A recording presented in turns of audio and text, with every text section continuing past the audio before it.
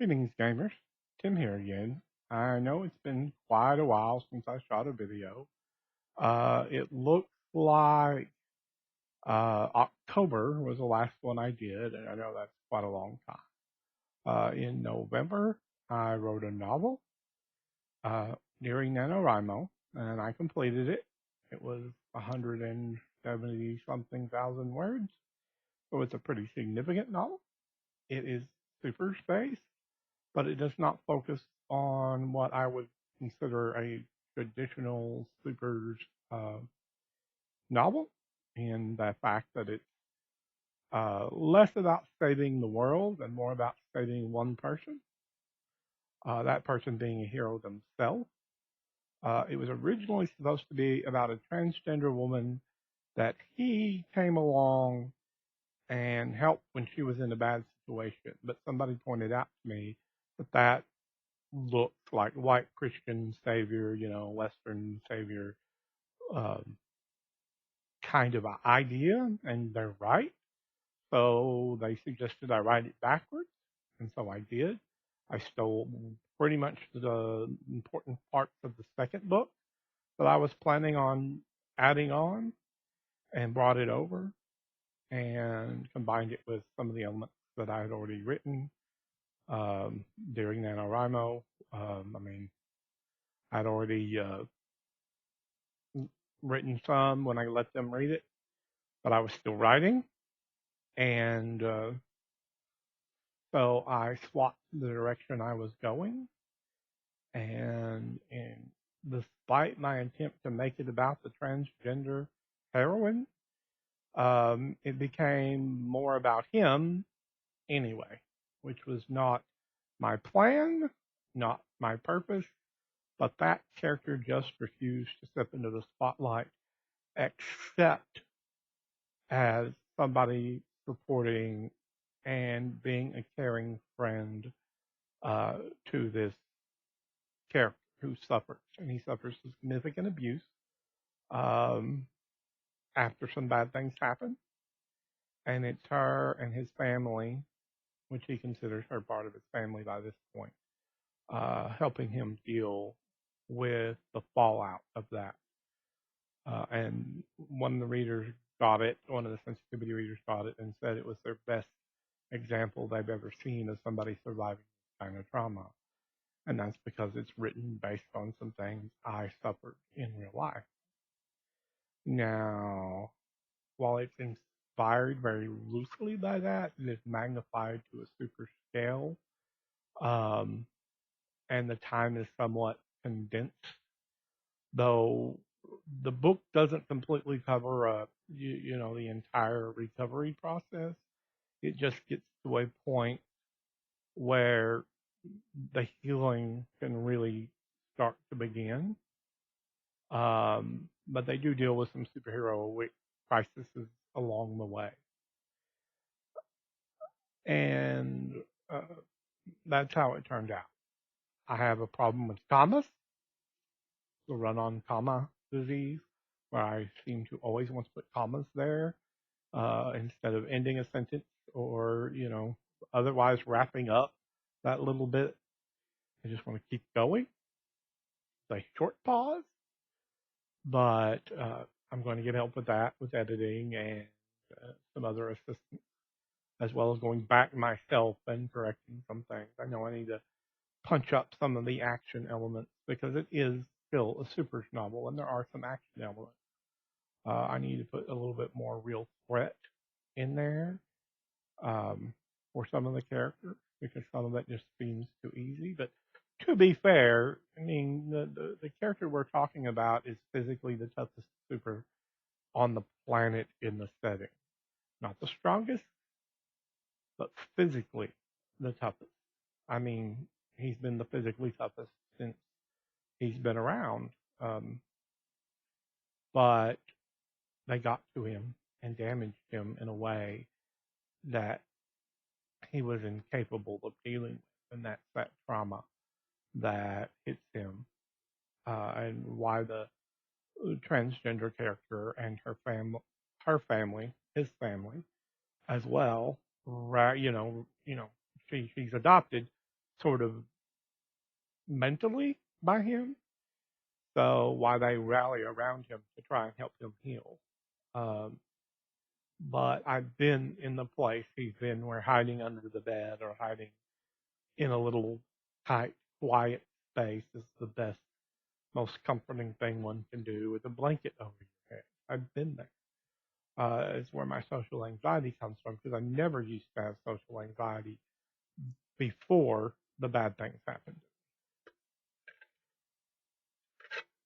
And that is something I want to address in fiction.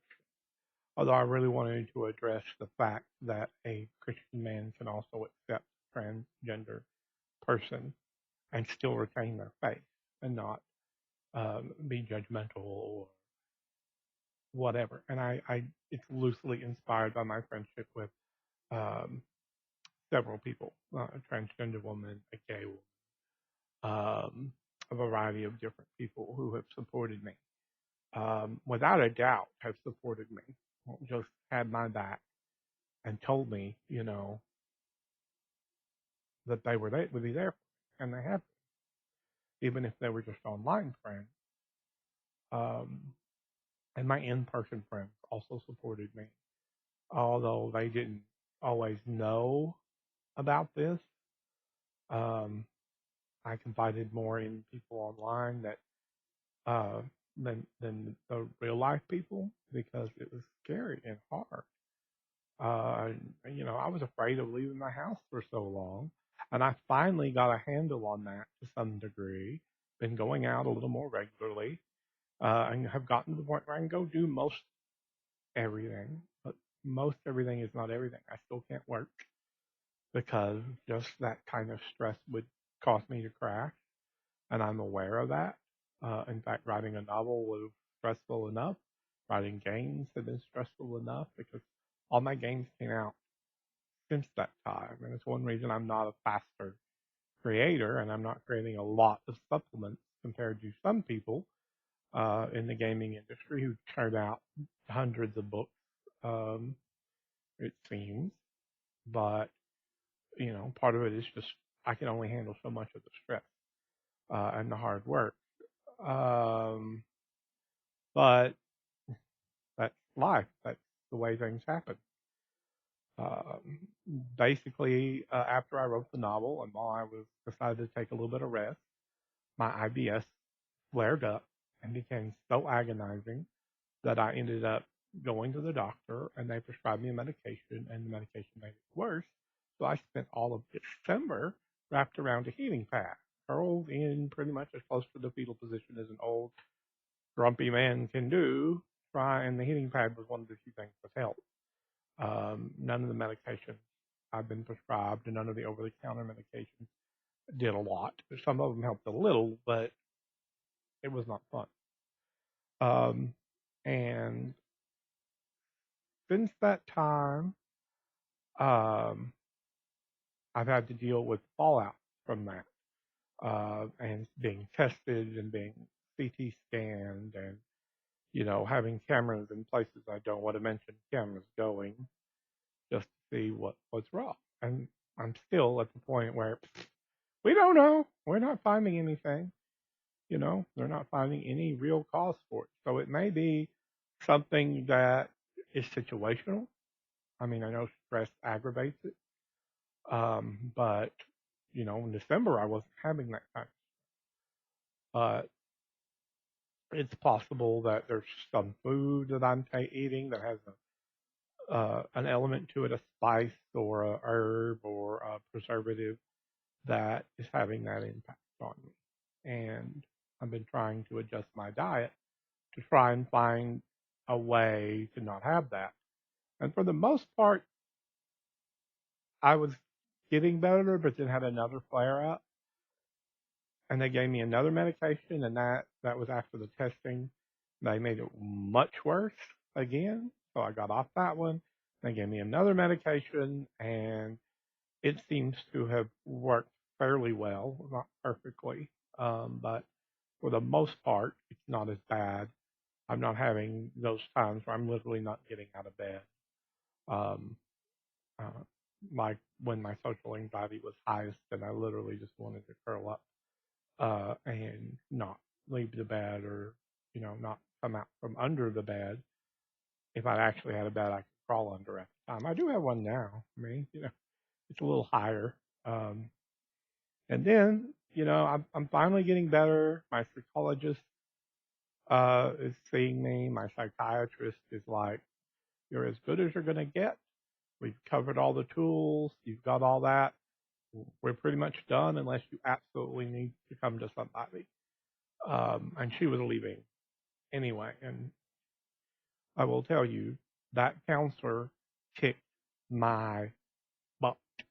And that was a good thing, in my opinion, kicking my butt, because she didn't let me assume things. One of those assumptions was I have pain right through here, and I thought it's always been psychosomatic because it always seems to feel like it's my heart.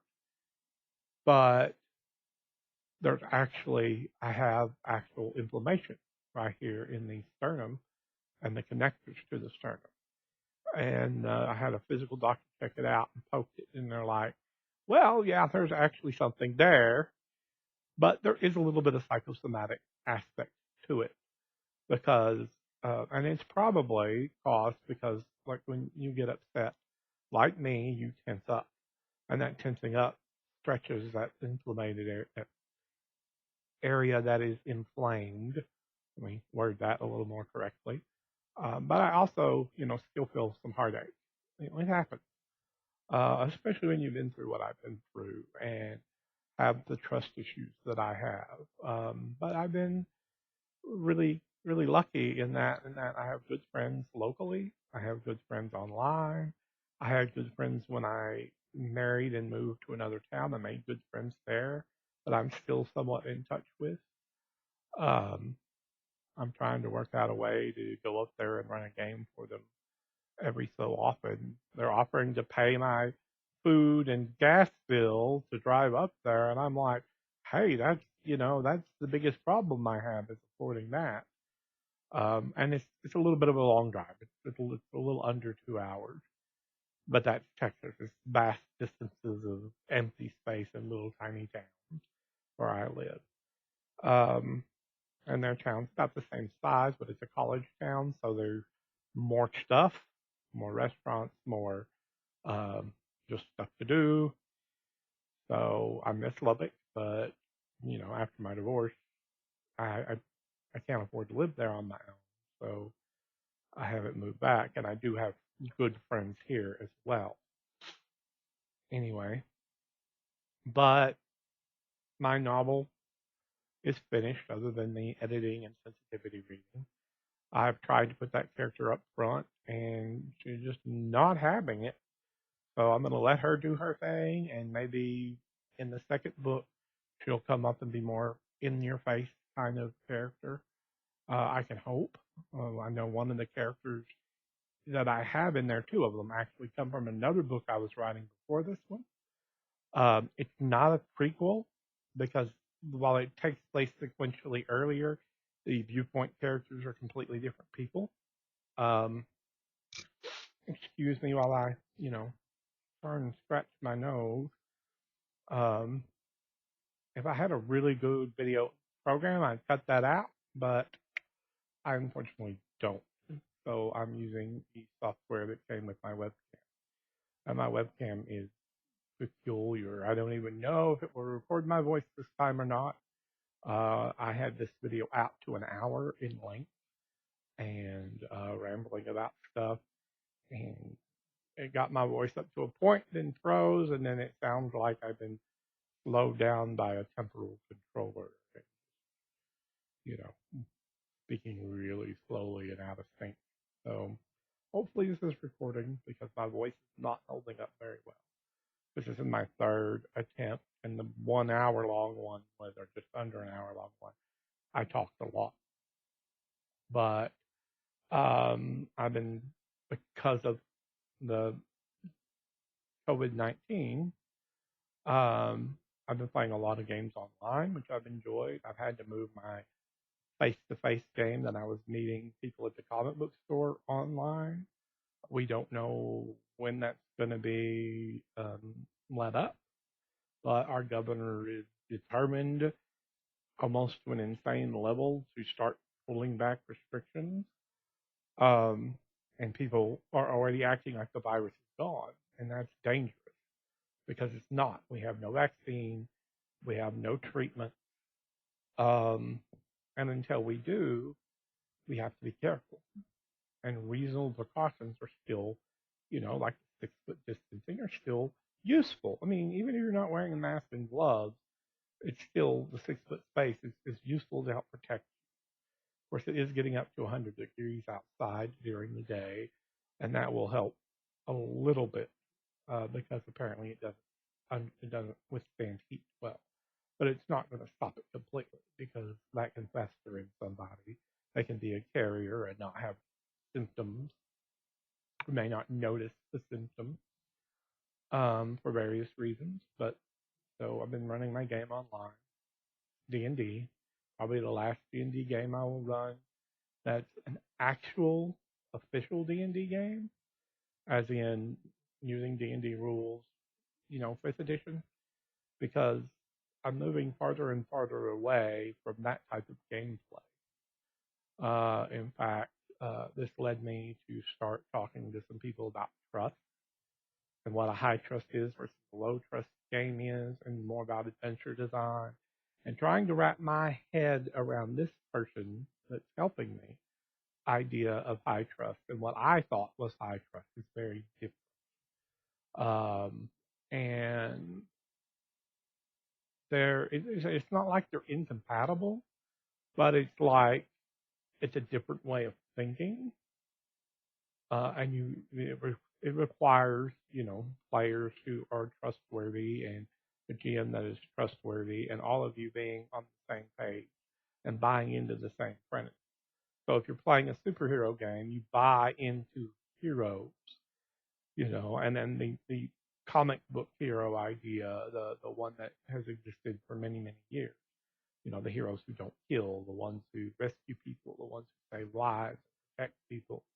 Although that has changed through the different ages of comic books, that's still kind of what I consider a superhero game, because I'm not talking about Greek heroes and the tragedies that surround them. I'm talking about our modern iconic heroes. Um, and that brings me back to thinking about how I'm doing Hearts and Souls, and about how I could at least attempt to switch a little bit more of it to reliant on trust, and less reliant on mechanics to enforce a style of play. Instead, I want to reward a style of play I want. And those two things can look the same, but they're not, because one encourages you to support you and gives you a benefit. The other one coerces you, demands from you, and if you don't do that, you are punished for it. And I don't like this. I don't like punishment and coercion. I prefer uh, helpful, rewarding benefits. Giving them something for doing what you expect a superhero to do, rather than demanding you do what a superhero does. Um, but that's my aim, and it caused me to start rethinking about Hearts and Souls. A lot of it will be just moving some of the elements of Hearts and Souls that make it a little bit more rules heavy than first edition to the GM section. So if the GM really wants to utilize these tools, he has mechanics to fall back on. But really, a high trust game isn't about the mechanics as much as it is about buying into the premise and being willing to play a hero as the expectation at the table. As an example, I have a good friend who was playing in a Star Wars game, that was playing a Jedi, who did not get that Jedi were not exactly the the monster he was kind of playing. he was definitely not playing a heroic concept. Now, we could argue about Star Wars all the time because Star Wars has shown the Jedi to be a somewhat unreliable organization. You know, the Council of Jedi, and their choices have been uh, somewhat questionable. I mean, you know, building a clone army. It kind of depends on your view, which is why my friend who I was talking to about their version of High Trust is looking forward to the High Republic era that we're going to get, because he feels that hopefully it will be a more hopeful, more heroic version of Jedi than we see in the later film. I mean, arguably, I think Luke Skywalker and Princess Leia were heroes, and Solo was heroes, but Han Solo really made changes. He had heroic growth toward being more heroic and helping people than he started out, and that's an interesting thing to examine. Is who all are the heroes in the Star Wars universe? But apparently, in this friend's version of things, the cartoons, Clone Troopers and Rebels have really paid off to him in the way he feels the portrayal should go of the Star Wars universe and handling of the Star Wars uh, property. And I'm like, well, I haven't seen those other than a couple episodes here and there, and I enjoyed those, but I didn't have access to the streaming services at the time. Now, um, while we're talking about that, I'm going to go back to superheroes for a minute because I wrote a novel. I'm working on it, not prequel, but two of the characters in it appear in this novel, and it takes place uh, about 2 years before the novel takes place, or a year and a half before the novel takes place. Um, and their characters are side characters in the novel I finished, but they're a little more primary in the novel I'm working on. Although they are not still the protagonists, they are friends and protagonists of allies, so to speak. They're a little more background, but they're still kind of, you know, they're supporting and they're um, still primary cast, where in this book they're secondary cast to the the main character. But while I work on Hearts and Souls, I've been trying to play more superhero role playing games and not just, you know, Hearts and Souls. Um, I managed to finally, hopefully, depending on scheduling, get a game of Super's Revised Edition in. Um, assuming this records. This was created, the first version of it, Super's Revised Edition, or Super's Red as it's called online, is um, basically a really simple D6 based uh, role playing game. I mean, it's got a lot of decent detail in it, more so than the first edition, which doesn't make it better, doesn't make it worse, it just makes it something else. But I will tell you about the only thing I have trouble with is the cover, because all of these dark characters are in black or dark blue. And only this guy, who's not an archetypical superhero, he doesn't have the overly muscled build, is in a bright, appropriate to me superhero costume. Because fundamentally, superheroes started out as being a patriotic thing, and so most of them were red, white, and blue. And since the color process only allowed for four colors, and they needed black for the outline, that means that any use of blue was that was dark was used as black. So, or it was much lighter than being mimicking black. But I know the Kickstarters behind this put these characters on there. And, you know, I appreciate their creativity and their input for the people who did this. Um, but we really need to talk to them about bright colors and superheroes. I have a whole group of articles I've saved on color theory with pictures and superheroes that I found online and read through, and I really liked its examination of the idea. So while I respect the people who design these characters, we need to talk to them about brightening up their palette a little bit more. Now, I say this, and I have characters in games who wear black too, so it's not a condemnation of that so much as on the cover we probably should have had more vibrant characters. Um, but that's okay. I mean, it's not really that bad a thing. At least these characters are doing stuff. They're not standing in a row next to each other or floating in a row next to each other. They're actually, looking like they're coming out to take people down. There's a depth to it of the action. And this is written by Simon Washburn, the first edition. And then this revised edition is by Aldo J. Regalado, and I assume Russ Boyd, with art by several really good artists, Joe Singleton. I'm not sure if that's Ada or Abe Smith, Walt Robillard, and D.T. Buccino. But it's a really nice little super game. Fairly easy to make characters. It took me a bit to figure out how they were costing. You dropped the ball. You have to give me the ball. Sorry about that. My dog. And of course, she catches it 8 feet in the air. She can entertain herself for hours with the ball. She's running circles on my bed. Anyway, sorry, I don't have a lot of editing ability with these videos because I'm stuck with the web camera software, which is very limited. And I don't have anything better to use that I've learned yet. Anyway, maybe I should spend some time on it. But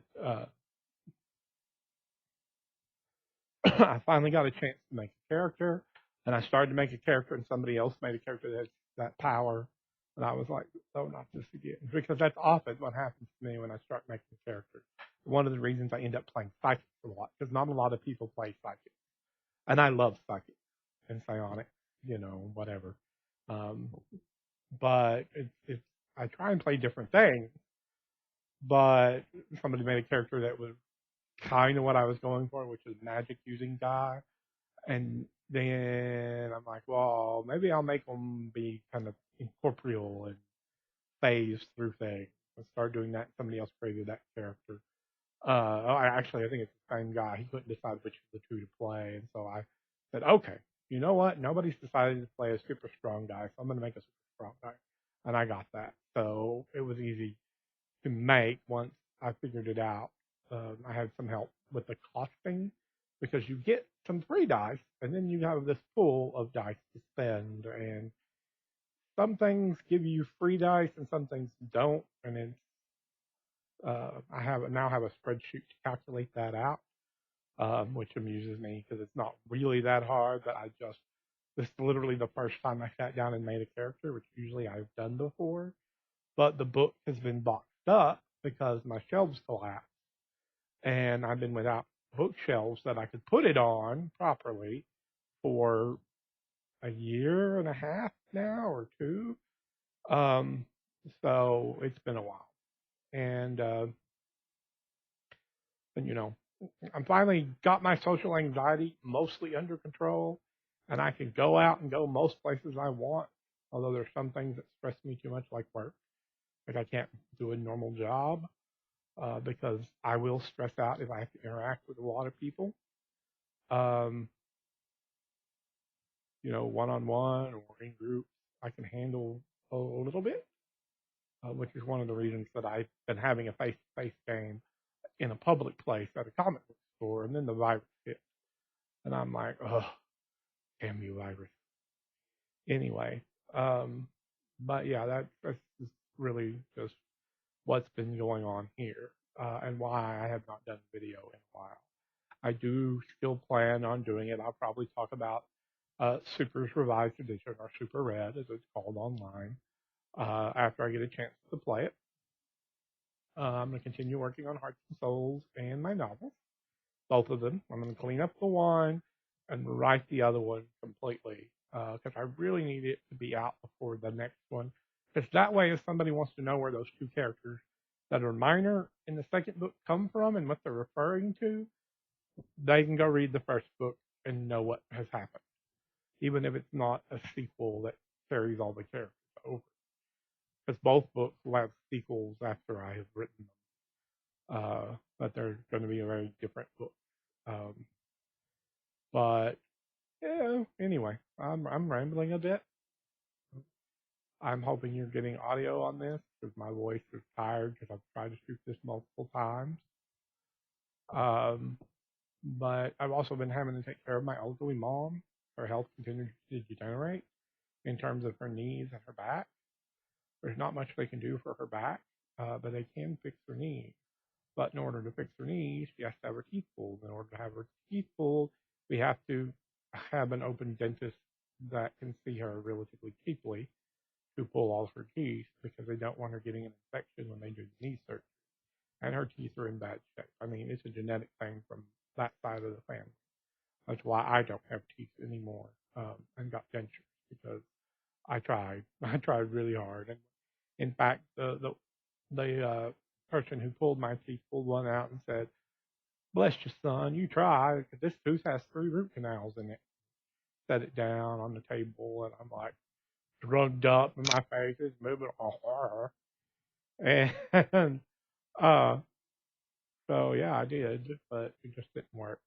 Combination of the medications I'm on for my illness and them causing dry mouth and just genetically bad teeth because I've always had bad teeth even since I was a little kid. But I am seriously trying to get some stuff done. The novels and Hearts and Souls is getting another little bit of revision. That revision has to do with the trust that I talked about and putting a little bit more less coercively into the game and putting more this is a reward for doing the good things that I expect, you know, because you can play any game and do some of the things, the mechanics I have to, but you can't play my game without actually doing what it is asking you to do. It asks you to monologue in character. It asks you to banter in character.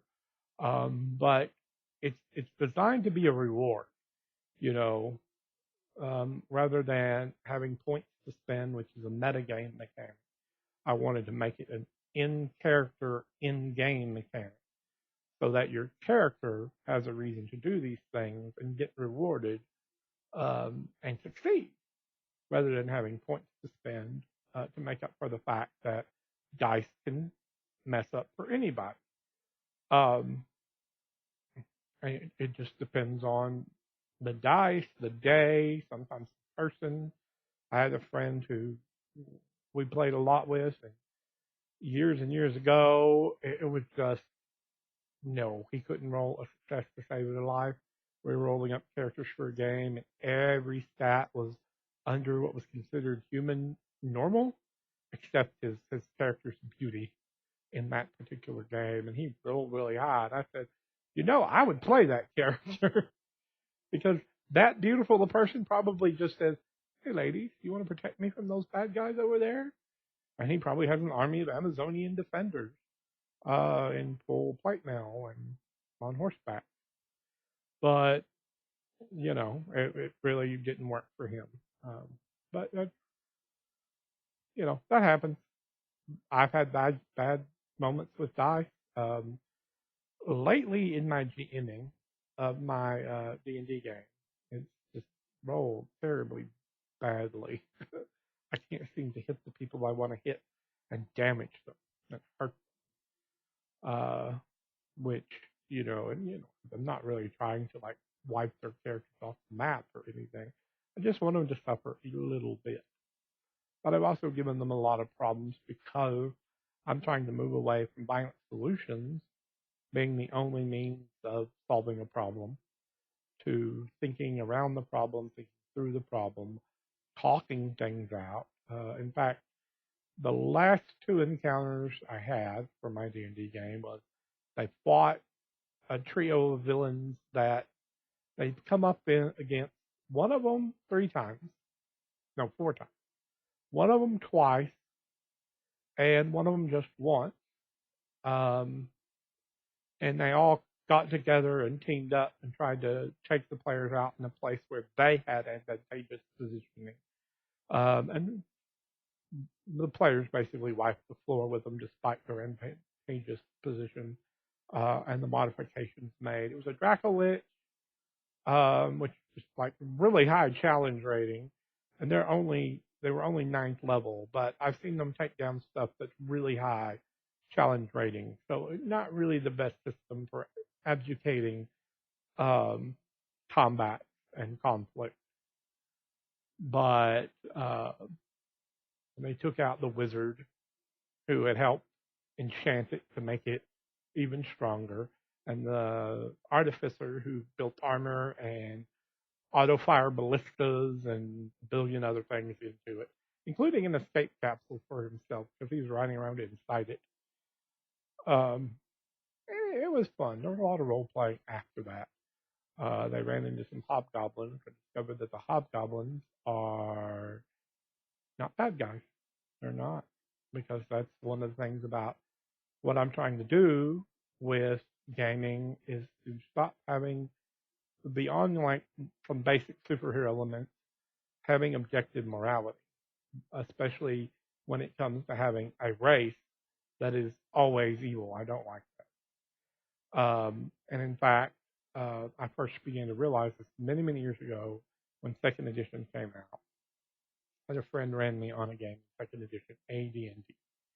I have to be specific because there's actually been more than 5 editions of D&D because there's been several different versions of Basic, and then there was AD&D, and then there was AD&D second edition, and then third edition dropped the A, and then we moved from there to fourth and fifth.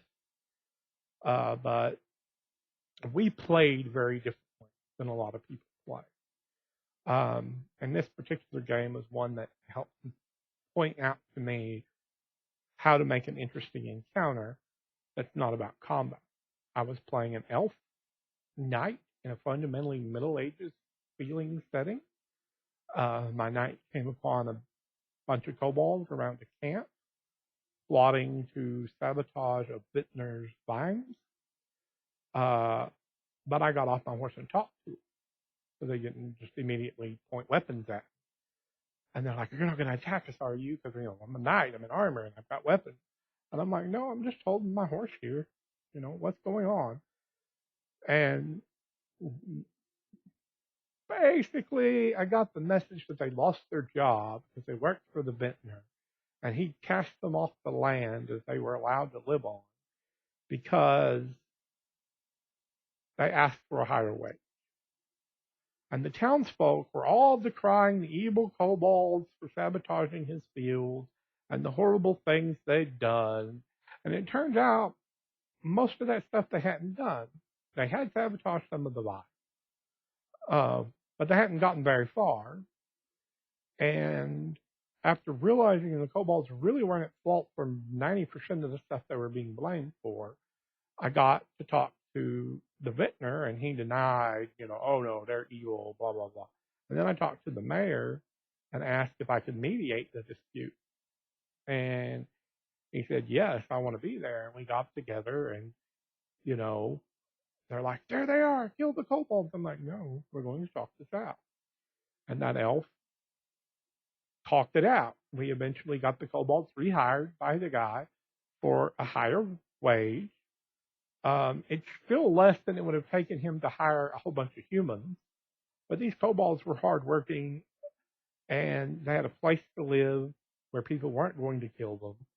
Once we revealed that they were not behind all the bad stuff that was happening in town, but just plain old humans, things went all right. And that was a moment in which I began to realize that making a race evil inherently is bad. Now, like the races, fundamentally, I mean, people are talking about orcs right now, which is why I bring this up. I have used orcs in the past of various types and things that were absolutely evil. In High Valor, Merc are absolutely irredeemably evil. But when I talk about them, I tell you they're literally just a step up from rabid animals. They are meat puppets for the great big bad of the setting, and the great big bad literally destroyed any sapience, any sentience, any they're rabid animals pretty much. They will eat each other trying to get at you to kill you. They're cunning, but they're not really able to make moral choices. Um, I mean, at best, it's run away because we're hurt, or eat your friend, because you're hungry, or drag them off with you and eat them somewhere else when you run away after you get hurt. But other races in that setting that are considered evil are redeemable in High Valor. In fact, it's mentioned in the game. Do people do that? I don't. I would hope so. I would hope they would try, because there's already an example race you can play that was redeemed by humanity. Because in some cases, it's just a matter of talking to enough of them and making them realize they're being used. But I was working on a D&D-ish feeling game for me that works the way we played it back in the day, which is totally different than how a lot of old school people played D&D. Lots of people enjoy the minutia. They enjoy the struggle. They enjoy, rolling up a character, having it go on an adventure, die, or suffer some incurable, horrible thing, making a new character, and then having the same thing happen and repeat. I used to be that way. I used to, that's how D&D was played to some extent. But then I started running into different ideas and different takes, and my gaming changed. I still do like the occasional evil that you can just punch in the face or shoot or something. But at the same time, I like the idea of redemption. I like the idea of being able to talk things out. And in order to do that, the thing I have to do is remove evil as a racial construct, as this entire race, this entire species, this entire whatever is evil. And I've done that in D&D for many years. It's like, yeah, there's some monsters that are evil, and then there's some that just are people. They're just different people. At one point, I played a game in which we started out in Forgotten Realms and ended up in Spelljammer, and we had a crew of kobolds and goblins who were good aligned. But that's one of the problems, is alignment. And I've never been one to decry alignment myself, because I see it as a guideline.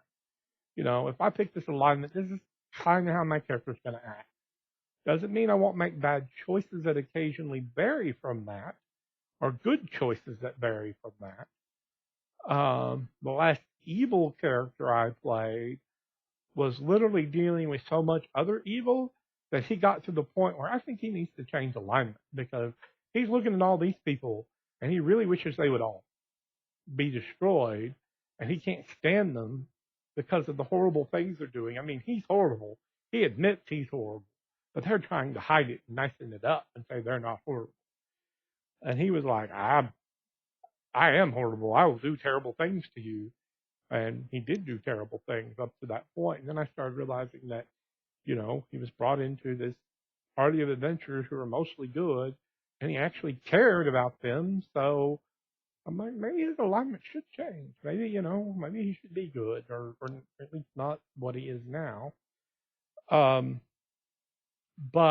that's the problem with alignment and races, with the assumption that all races, species, monsters are evil. and that they're monsters.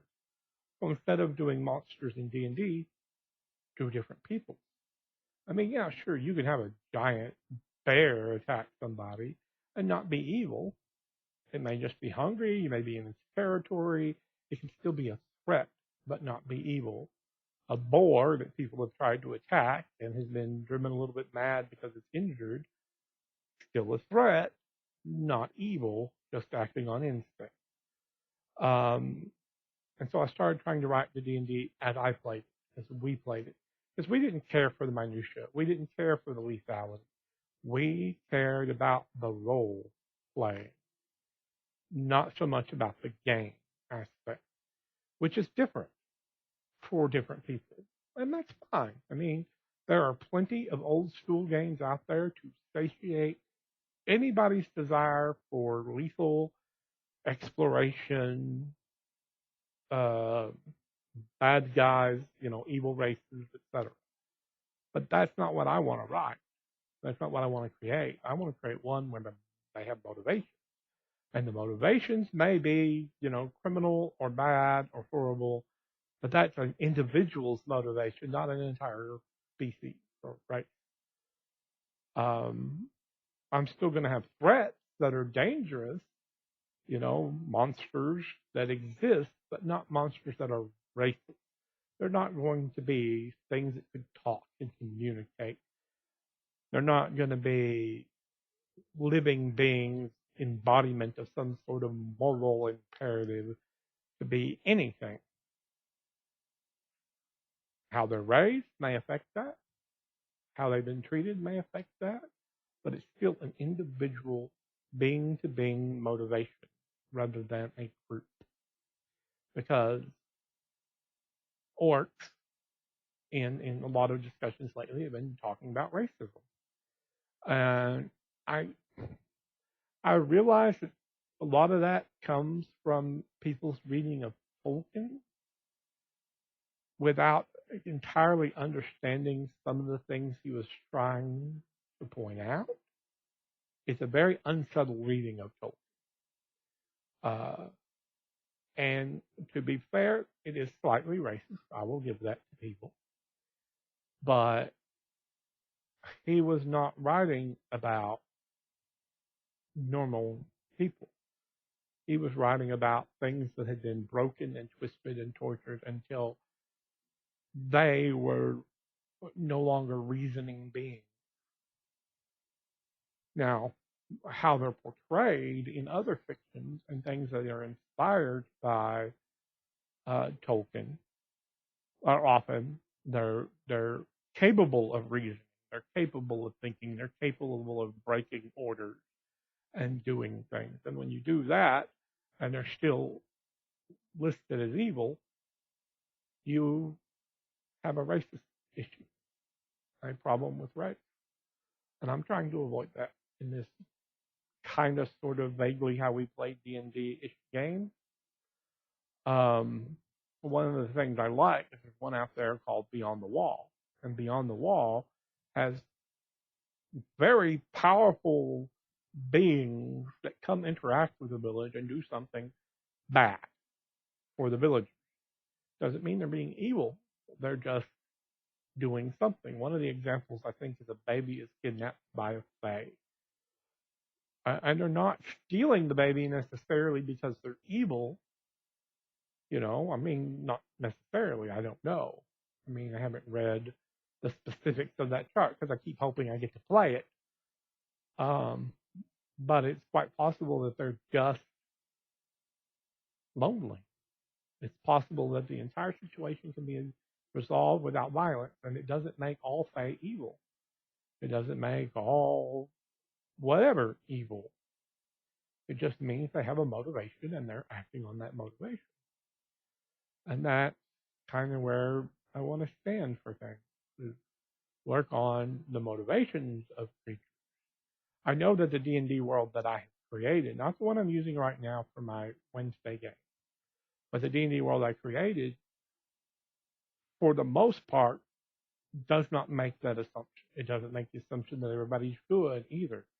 In fact, there's an empire of elves and this small little united set of islands of elves that are at war with each other. And they're not at war with each other because they're different skin colors, because elves' skin colors ranges all over the blue, the white, gray to dark blue spectrum in this setting, because it's based on the phases of the moon that they were conceived under. And so, you have one set of elves over here who are just trying to live their lives, and this other set of elves who are like, no, no, no, no, no, no. We get to control you. Now, that's a government. That's not necessarily individual. And there are some things behind it in the setting that the government is doing because it's a single bad individual who has control over the forces that be. When it's supposed to be somebody else, but they're not of age. So the regent is standing in for the person who should be ruling, and the regent is nasty, power-mongering evil. But that is his motivation. He wants to control. He wants power. He wants everything to be his.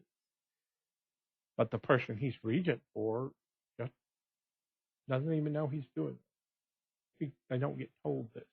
They have no idea what's going on. And then there are other nations of elves that have nothing to do with those two. And there are nations of humans, and there are nations of orcs. And yes, orcs, not half orcs. I'm putting orcs in this setting as well. I originally had them as bad guys, but the more I started thinking on this idea of them as a racist trope, the more I realized I don't want to do that. I want to do something different. I want to make playable orc characters who are fun, who are interesting, who have had hardship, but have not used that hardship as an excuse to turn it on the other civilized race. And they're not necessarily entirely more primitive, but they live a different kind of lifestyle. They prefer being nomads to settling down in cities. They only have one big city to trade at. And orcs in that particular setting that I'm working on now are dragon hunters. They hunt down lesser dragons and drakes and wyverns and kill them and eat them. They don't hunt down sentient dragons, ones that have intellect and cognizance, but they are willing to recognize the difference. They've learned to tell the difference. Because there are physiological differences between the kinds of dragons. From grand dragons, which nobody really knows about, that exist because they're immensely powerful, godlike beings that spawned all the rest of the dragons. And then there's their more direct children, which are greater dragons, which are sapient. And then there are lesser dragons, and the lesser dragons aren't. They're animals. They act like animals. They hunt for food. They kill their food. They eat their food. They're not likely to have big piles of gold and treasure because they have no interest in it any more than maybe a collection of things that are shiny, like a bird. And even some birds, like ravens. Ravens are smart. They are smarter than we give them credit for. The same as octopi. I mean, but are they evil? No, they're just birds. Smart birds, smart octopi. Evil? So far, they haven't done much to us, except occasionally run off with a trinket or poop on somebody's head or come up onto the shore and wave and keep going back to the ocean. I was reading or watching a video or something about how this one group of octopi were building little seashell gardens. I'm like, and we are not considering them intelligent? I mean, I understand that there's a certain level of instinct in certain things, but, because there are birds that build nests that aren't that bright, that are incredibly complex nests. But they're doing something other octopi aren't doing. And that's a surprising thing. But I'm not going to make orcs evil. I'm not going to make other monsters evil. anything I consider a monster will be basically a non-sapient creature. It will be fundamentally an animal or a plant that is dangerous and mobile, or not mobile, but it's dangerous because out of instinct and hunger and all the usual things that can drive a normal animal to be dangerous. A lion isn't evil. A tiger isn't evil. They're just doing what their instincts say.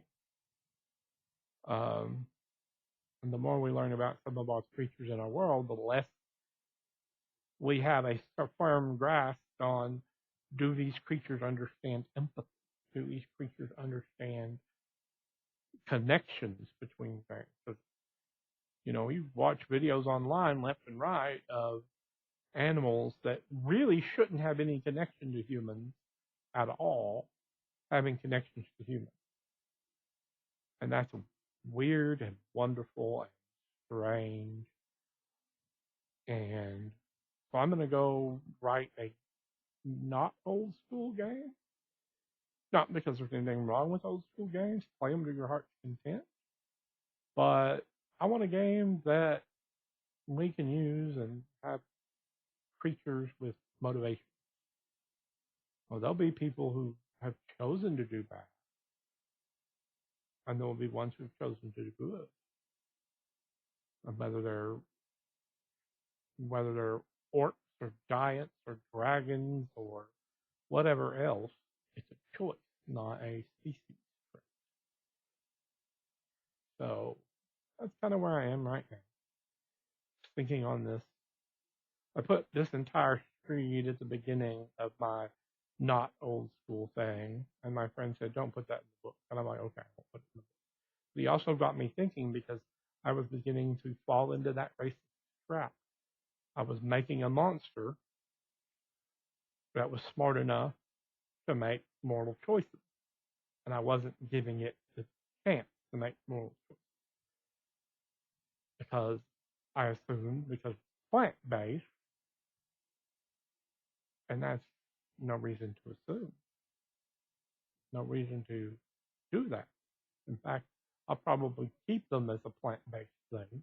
They'll probably be monsters, but monsters as in animals that are taking opportunistic attacks to eat something convenient, or if it gets hurt, to protect itself or protect its territory.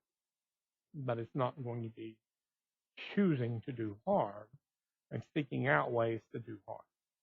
It's just doing what an animal does. And heck, maybe one of them will bond to somebody and they'll have a little friend that hangs out with them. I mean, there are people who've had bears and tigers and lions and all sorts of animals that they raised and have affection from and for. So we don't know. And it's a wonder. And we need to put that more in game, is the consideration that empathy is important. Empathy is very important. And I'm making this point because I saw a video somebody was posting about D&D, and he talked really harshly about players missing a game. And I'm like, I just had a game on Wednesday that didn't go happen. It wasn't D&D. It was a Marvel game that we used while I'm working on D&D stuff and have to take a little bit of a brain rest with D&D stuff.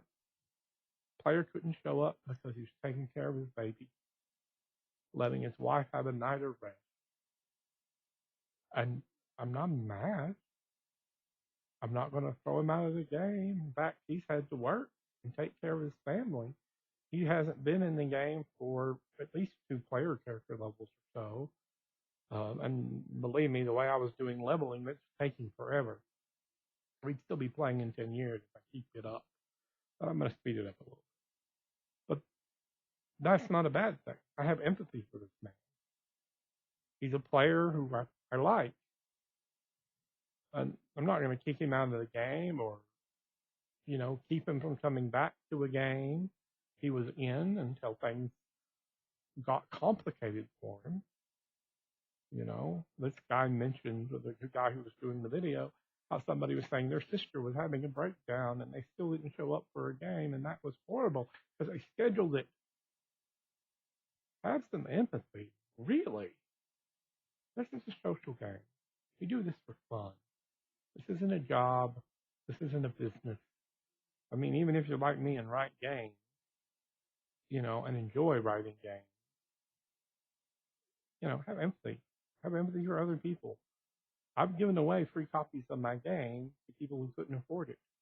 I've bought copies of games that people wanted to try for people who couldn't afford it. Not that I can afford that very often, but I have, because I'd like them to be able to see a game and play a game. And at the end of the day, that's my goal. Have people playing. Be social, have empathy, be creative. So I think I'm going to end this here because it's an hour long. That's a long video for me. So remember, we're social creatures. Remember to love each other a little bit, not too much. We don't want to get crazy and become, you know, give too many people too much power with that. Because there are some people you just can't trust. But you know, be social, empathize, give people chances to do right, and those who are doing right, love them. Peace. Good gaming. Stay safe. The virus is not gone. It's not even resting. So just be careful. Love you.